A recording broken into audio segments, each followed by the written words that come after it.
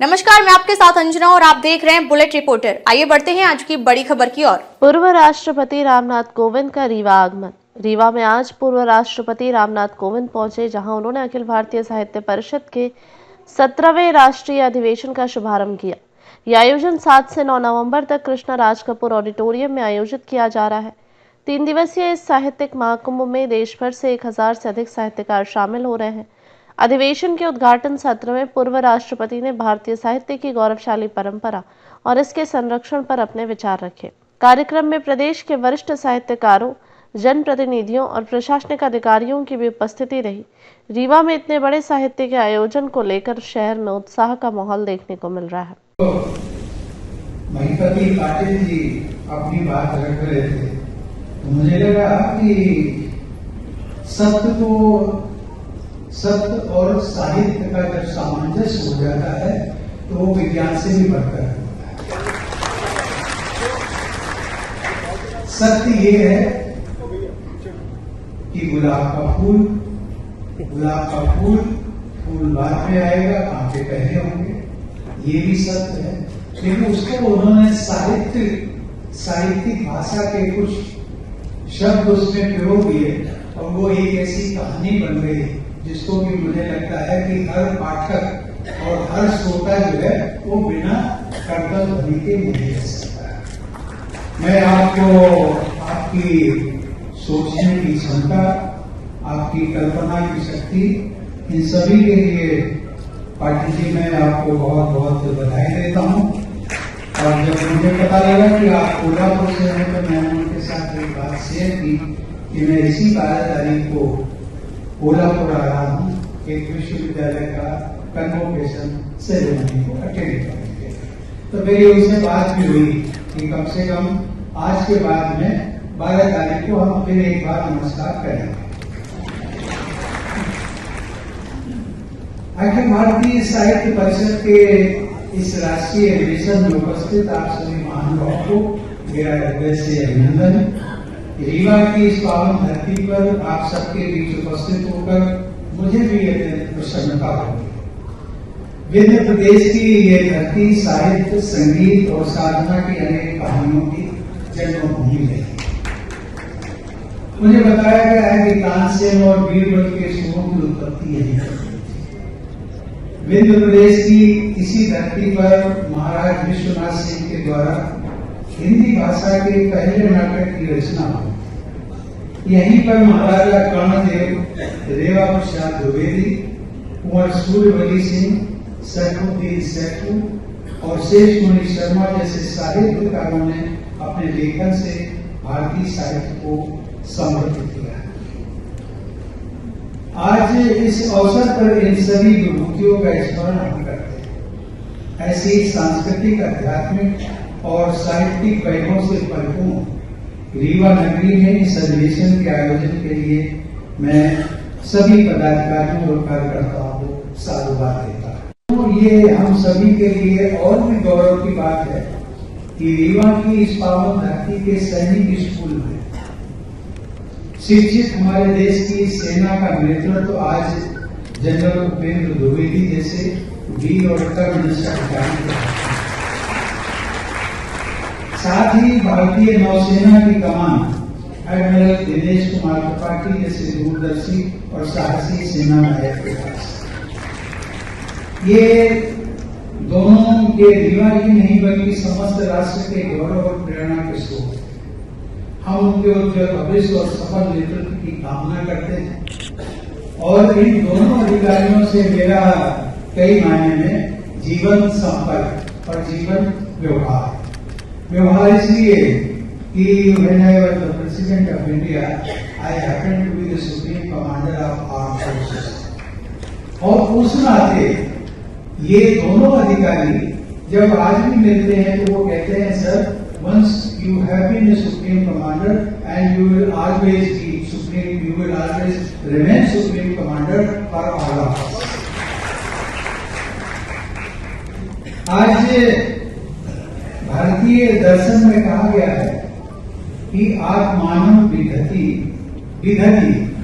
जगत विदधति, अर्थात अपने को जानो उसके बाद जगत स्वतः प्रकट हो जाएगा।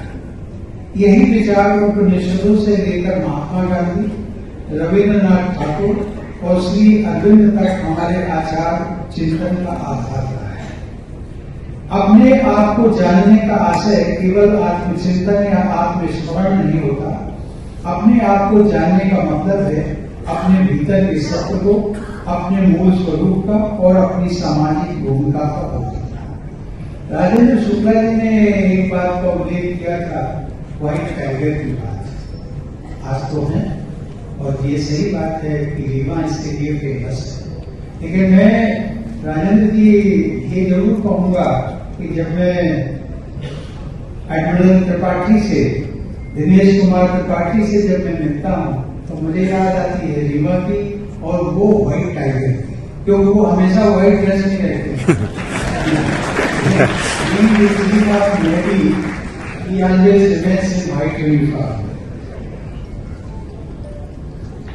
यही जिस आत्मबोध की मैं बात कर रहा था अभी, यही आत्मबोध जब गहराई से जागृत होता है तो वह सीमित नहीं रहता है। आत्मबोध से कुटुंब बोध, कुटुंब बोध से संस्था बोध, संस्था बोध से समाज बोध, समाज बोध से राष्ट्र बोध और राष्ट्र बोध से समस्त प्रकृति के एकत्व बोध से होते हुए अपने आप विश्व बोध में परिवर्तित होता है। हमारे सुनहरे भविष्य का एक दिन आधार बनेगा। देवियों और सज्जनों, साहित्य किसी भी सभ्यता की आत्मा का भाग होता है। साहित्य ऐसा माध्यम है जो संस्कृति, मूल्य, इतिहास और आकांक्षाओं को एक पीढ़ी से दूसरी पीढ़ी तक पहुंचाता है। जब किसी समाज की भाषा, उसके गीत, उसके आख्यान और उसके ग्रंथ जीवित रहते हैं, तभी उसकी पहचान और आत्मा भी जीवित रहती है। साहित्य केवल शब्दों का मनोरंजन नहीं है, बल्कि चेतना का मार्गदर्शन है, जो व्यक्ति के भीतर आत्मबल जगाने की और समाज को एक साझा उद्देश्य की ओर प्रेरित करने की शक्ति रखता है। यही साहित्य का सामर्थ्य है कि वो बिखरी हुई सोच को जोड़कर एकत्व की भावना पैदा करता है, निराशा के क्षणों में आशा का दीपक बनता है और राष्ट्र के पुनर्जागरण में सबसे पहले अंतःकरण में क्रांति लाता है। देवियों और सज्जनों, साहित्य की महिमा यहीं तक सीमित नहीं है। वाल्मीकि ने तो कहा है कि साहित्य, कला और संगीत के बिना मानव जीवन अपना अस्तित्व अर्थात अपनी मनुष्यता ही खो देता है। साहित्य में किस प्रकार से एक राष्ट्र की चेतना को जागृत करने की शक्ति होती है, इसका भारतीय स्वतंत्रता संग्राम से उत्तम उदाहरण और क्या हो सकता है। जब विदेशी शासन ने भारत की राजनीति ही नहीं, मानसिक स्वतंत्रता को भी जगाने का प्रयास किया, तब हमारे साहित्य ने ही आत्मगौरव की ज्योति प्रज्वलित रखी। बंकिम चंद्र चट्टोपाध्याय का वंदे मातरम, जिसका आज भारत में 150 वर्ष पूरे होने का हम उत्सव मना रहे हैं। आप सबको और इस मंच के माध्यम से सभी देशवासियों को मैं इस अवसर की बहुत बहुत बधाई देता हूँ। हमने भारत को एक अखंड सांस्कृतिक चेतना से जोड़ दिया। महात्मा गांधी के हिंद स्वराज ने आत्मनिर्भरता और स्वदेशी की विचारधारा को जन आंदोलन का रूप दिया। लोकमान्य तिलक, भारतेंदु हरिश्चंद्र, मैथिली शरण गुप्त, सुब्रमण्य भारती और अनगिनत कवियों लेखकों की रचनाओं ने पराधीन भारत को ये स्मरण कराया कि गुलामी अस्वाभाविक होती है और स्वतंत्रता हमारा जन्मसिद्ध अधिकार होता है। साहित्य ने जनमानस में राष्ट्र की साझा पहचान, सामूहिक संकल्प और भविष्य की दृष्टि को जन्म दिया। इसी साहित्यिक क्रांति के कारण भारत के विविध भूभागों में फैले लोग एक भावना से जुड़े और स्वतंत्रता संघर्ष एक राष्ट्रीय आंदोलन बन गया। देवियों और सज्जनों, आज भारत पुनः अपनी मूल पहचान, अपने स्वत्व, अपनी रचनात्मकता, आध्यात्मिकता और नैतिकता के बल पर वैश्विक मंच पर तेजी से उभर रहा है। आत्मबोध से शक्ति लेकर विकास की एक ऐतिहासिक यात्रा पर अग्रसर है। आज हम सभी 140 करोड़ भारतवासियों ने वर्ष 2047 तक एक विकसित भारत के निर्माण का एक साझा संकल्प किया है। ऐसे में आज साहित्य को एक मार्गदर्शक की भूमिका फिर से निभानी है। साहित्य समाज, राष्ट्र और संस्कृति की संवाहक शक्ति है। यह ज्ञान, अनुभव और मूल्यों को पीढ़ी दर पीढ़ी स्थानांतरित करता है और समाज को संवेदनशील, राजक और परिपक्व बनाता है। हमारे विकास की इस महायात्रा में साहित्य की भूमिका बहुत महत्वपूर्ण है। व्यक्ति स्वयं को जान लेता है, वही विश्व को सही तरीके से समझने की क्षमता रखता है और इसी अवधारणा को हमारे शास्त्रों में वसुधैव कुटुंबकम कहा गया है। देवी और सज्जनों, इस अधिवेशन का विषय आत्मबोध से विश्वबोध। यह हमारी राष्ट्रीय आत्मा को पुनः जगाने और हमारी सांस्कृतिक जिम्मेदारी को वैश्विक संदर्भ में प्रस्तुत करने का एक बड़ा आह्वान है। देवी और सज्जनों, आत्मबोध का महत्व तब दिखाई देता है जब आत्मबोध की चेतना क्षीण होने लगती है। जब हमारी चेतना क्षीण होती है तब व्यक्ति हो या राष्ट्र दोनों ही अपने मूल से भटकने लगते हैं।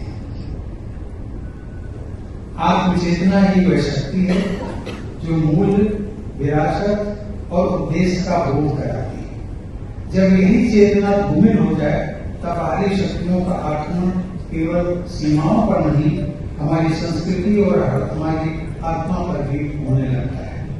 हमारी सभ्यता का इतिहास इसका साक्ष्य है कि ऐसे में विदेशी शक्तियों को हमारे ऊपर शासन करने का अवसर मिला। वो केवल एक दिन के लिए नहीं, एक वर्ष के लिए नहीं, बल्कि 200 वर्षों से।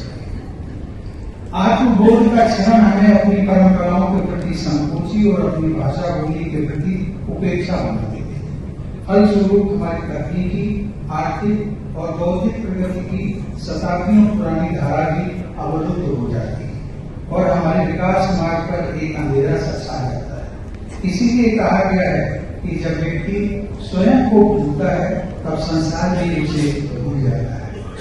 अतः यदि आत्मबोध जागृत न रहे तो समाज भटकता है, राष्ट्र बिछड़ता है और सभ्यता अंधकार में डूबने लगती है। देवी और सज्जनों, यही हमारे साथ औपनिवेशिक शासन के दौरान हुआ। हमारी भाषाओं, हमारी परंपराओं और हमारी प्राचीन शिक्षण पद्धति पर प्रश्न चिन्ह लगाए गए ताकि हम अपने ही गौरव को भूल जाएं। स्वतंत्रता प्राप्ति होने के बाद भी ये मानसिक गुलामी तुरंत समाप्त नहीं हुई। हमें राजनीतिक स्वतंत्रता को वर्ष 1947 में मिली, लेकिन मानसिक और सांस्कृतिक स्वतंत्रता प्राप्ति की प्रक्रिया धीमी रही।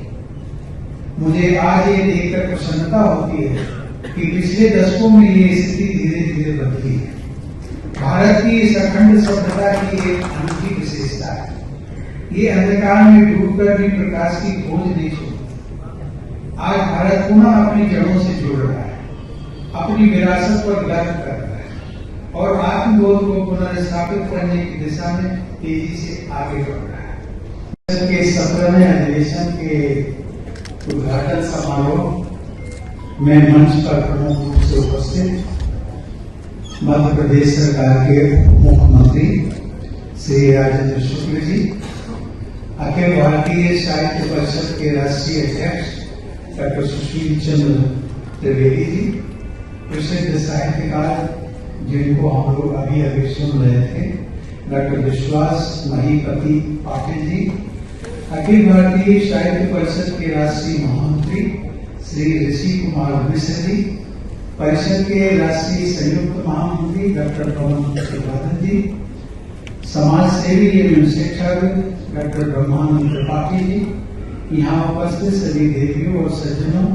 आप सभी को नमस्कार। अब तक के लिए बस इतना ही। फिर मिलते हैं कुछ ऐसी ही बड़ी खबर के साथ। तब तक के लिए नमस्कार और देखते रहिए बुलेट रिपोर्टर। अगर आपको वीडियो पसंद आई हो तो लाइक करें व शेयर करें। ऐसे लेटेस्ट अपडेट पाने के लिए बेल आइकन प्रेस करना ना भूलें। अगर आप हमें फेसबुक या फिर इंस्टा के माध्यम से देख रहे हैं तो हमारे पेज को फॉलो जरूर करें। धन्यवाद। नए वीडियोस एवं ताज़ी खबरें मिलती रहें, इसके लिए हमारे चैनल को लाइक, शेयर और सब्सक्राइब करना ना भूलें।